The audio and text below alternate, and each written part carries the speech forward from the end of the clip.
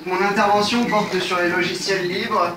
Je suis administrateur système Linux au niveau professionnel. Donc c'est tout naturellement que j'ai choisi de traiter ces sujets. Et je vais traiter ce sujet sous la forme d'un compte-rendu historique et prospectif. Donc ceux qui connaissent déjà les logiciels libres n'y apprendront pas grand-chose malheureusement. Et je vais également faire de gros résumés sur certains points, donc ne vous étonnez pas si je passe sous silence des choses qui pourraient vous sembler importantes. C'était simplement les mises en garde avant l'exposé.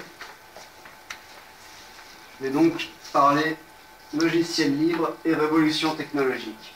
Ou en quoi les logiciels libres, le matériel libre et même l'éthique du libre en général peuvent amener à une réappropriation du matériel et des logiciels par la communauté et en quoi cela peut causer une révolution technologique en quelque sorte. Donc, pour pouvoir parler de logiciel libre, il faut déjà qu'on sache qu'est-ce qu'un logiciel libre. Donc, on va commencer par là. Donc, un logiciel libre, free software en anglais, ce n'est pas un logiciel gratuit. Le terme anglais free peut porter à confusion, mais il ne s'agit absolument pas de la même notion. Comme disaient les inventeurs entre guillemets du logiciel libre, free as free speech, not free beer. Donc, gratuit, libre comme la liberté d'expression et pas gratuit comme la bière. Donc, un logiciel libre peut être inclus sur une compilation de logiciels payants, enfin la compilation payante, tout comme un logiciel propriétaire, c'est-à-dire un logiciel, nous allons le voir, qui n'est pas libre, peut être donné tout à fait gratuitement. Donc, et ce n'est pas non plus un logiciel dénué de droits juridiques, c'est-à-dire un logiciel dans le domaine public dont on peut faire ce qu'on veut, car les logiciels libres sont protégés par des licences qui justement garantissent la pérennité de leurs droits en tant que logiciel libre. Donc, plus formellement, c'est un concept qui s'oppose au logiciel propriétaire, c'est-à-dire que les logiciels propriétaires existaient et la notion de logiciel libre est venue s'y opposer. Qu'est-ce qu'un logiciel propriétaire? Nous le verrons très rapidement. Et c'est un logiciel qui donne des droits, des libertés fondamentales à ses utilisateurs. C'est expliqué par le tableau. Donc j'ai repris ce schéma de Wikipédia. Et il résume à peu près toutes les notions fondamentales.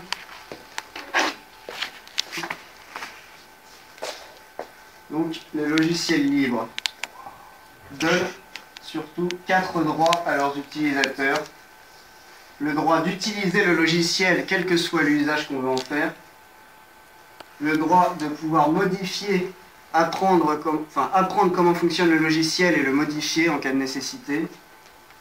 Le droit de redistribuer librement, gratuitement, ou de manière commerciale, enfin payante plutôt, les logiciels et leurs versions modifiées.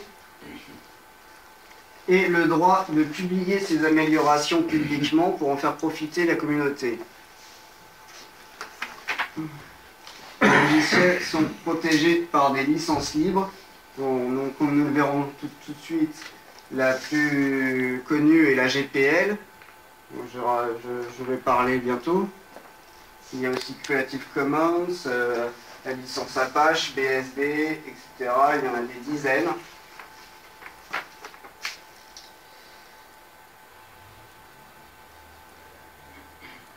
Donc voilà, on peut donc noter qu'à travers l'utilisation de ces licences, les logiciels libres doivent être accessibles à tous et rester des logiciels libres. Un logiciel libre dispose de libertés irrévocables.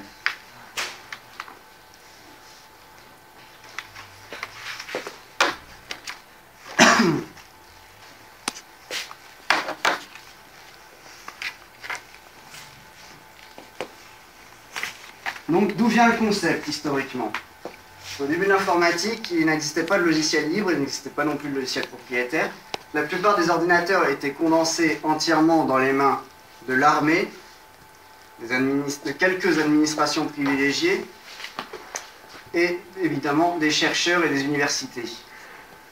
Bon, pour l'armée, évidemment, on n'en parlera pas, les administrations non plus, mais au sein des universités, la logique qui prédominait à l'époque, c'était la même que celle dans toute la culture scientifique, généralement admise, qui est de publier publiquement ses résultats de recherche. Donc, pareil, les logiciels, on publiait publiquement ses améliorations, on publiait publiquement ses logiciels pour aider d'autres chercheurs, on aidait les choses à se construire, sans qu'il y ait de restrictions dessus. Il n'y avait même pas... les logiciels étaient entièrement disponibles au sein des universités, au sein des chercheurs. Personne ne cherchait à s'approprier ces logiciels, mais personne ne cherchait non plus à les protéger de quelque manière que ce soit, etc. Donc,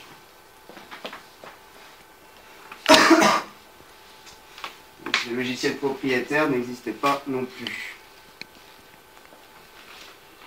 Bon, très rapidement, ces logiciels, pour autant, ne peuvent pas donc être qualifiés de libres, comme je viens de dire. Les raisons que j'ai... Aucune protection juridique n'empêche quelqu'un de les réclamer et en faire des logiciels payants. Le fait qu'aucune licence ne les protégeait, faisait que quelqu'un à l'heure actuelle pourrait prendre un de ces logiciels, le modifier et l'inclure dans quelque chose de commercial qu'il fait payer comme il veut sans que personne puisse s'y opposer. Et puis tout simplement, l'absence de logiciel propriétaire rend tout à fait impossible de la conceptualisation des logiciels libres, comme on a le même problème par exemple qui est connu sous le nom du cru et du cuit.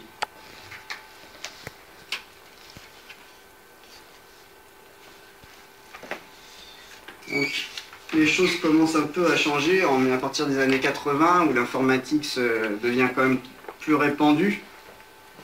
Donc, ça reste surtout dans les universités, mais il y a aussi des machines à calculer qui sont disponibles pour beaucoup plus de monde. Toujours pas les particuliers en eux-mêmes, mais bon. Et c'est à partir de ces années-là, il y a beaucoup d'entreprises qui vont commencer à se faire un business là-dessus, à tenter de breveter déjà leurs algorithmes. Ça, c'est encore quelque chose de très controversé à l'heure actuelle. Il y a des pays qui l'acceptent, des pays qui ne l'acceptent pas. Et surtout, ils publient leurs logiciels avec des licences utilisateurs extrêmement restrictives, etc. Comme ça a été le cas, comme c'est encore le cas maintenant pour beaucoup de choses.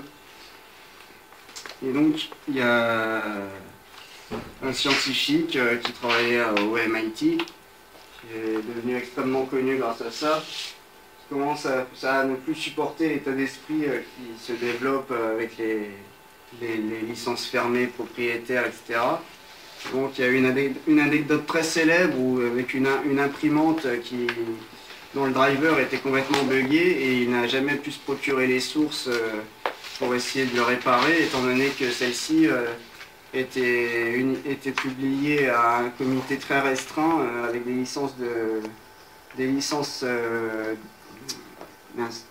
clauses de non-divulgation.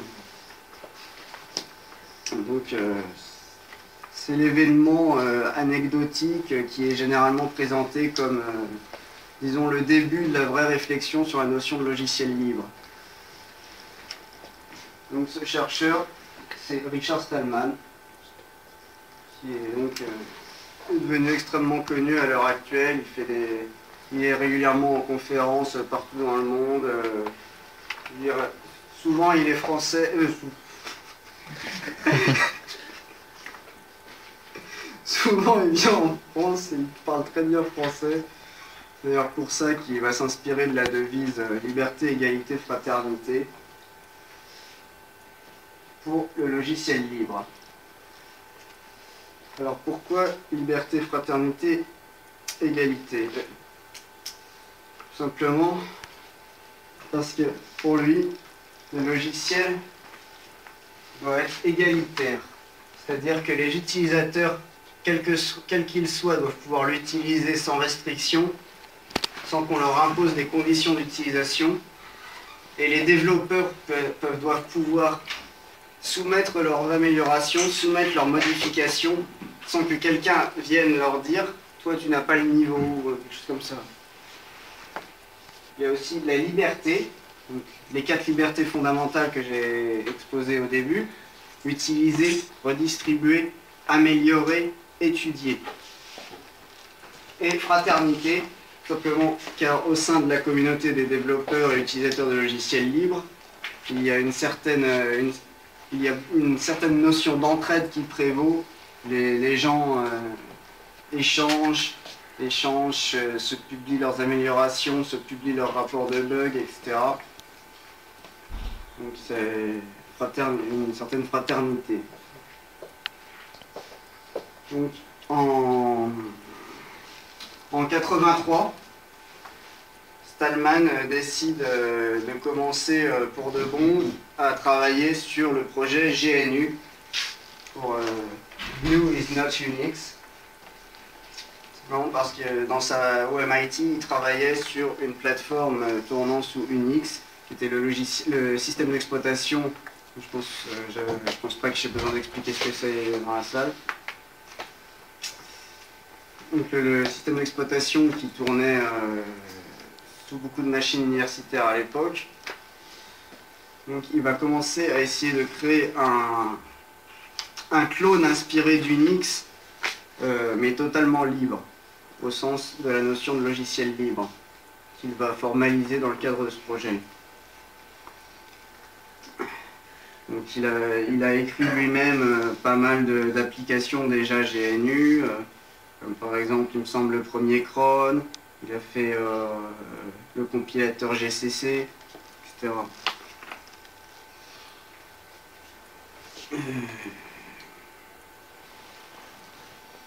Il va vite et rapidement, avec l'apparition d'Internet dans les mêmes années, fin 80, 89 je crois. Mais non, ça existait déjà avant avec les BBS. Donc il y a beaucoup de gens se rallient au projet GNU, il avance relativement vite, au point qu'à un moment, il ne leur manquait en fait, pour avoir un système d'exploitation entièrement libre et autonome, il ne leur manquait qu'un noyau, donc la partie la plus essentielle du système d'exploitation qui communique directement avec le matériel de l'ordinateur.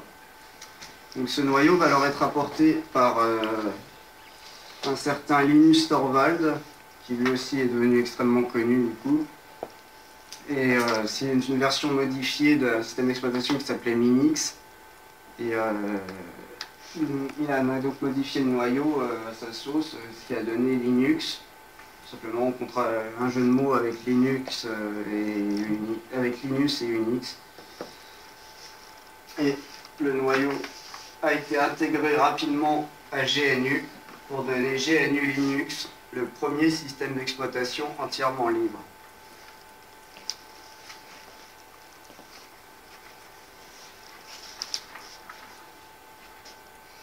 Donc dans le cadre du projet GNU, Stallman et ses collaborateurs formalisent le logiciel libre avec la déclaration suivante.